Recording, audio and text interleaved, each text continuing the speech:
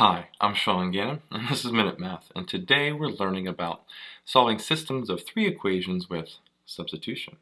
Minute Math, when you need help you use Minute Math. We're given this problem right here. 5r plus 4s minus 6t equals a negative 24. Negative 2s plus 2t equals 0, and s minus t equals 2. And we want to solve this system by substitution. But what do we do first? Let's look at our second equation right here.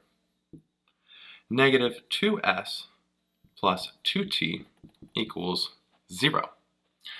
Well, what I'm going to go for, I'm trying to get t by itself here. So if I add a 2s to both sides, I have 2t equals a 2s.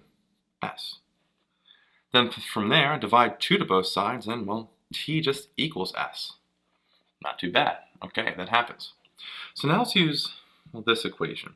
Let's substitute s in for t. So we have s minus t equals 2. I'm going to take this s and plug it in for that t. I have s now minus s is equal to 2. And what's a variable subtracted by itself? 0. So 0 equals 2. Well, that's weird. Can 0 equal 2? No. So we have an error here. What does that tell us? That tells us that we have no unique solution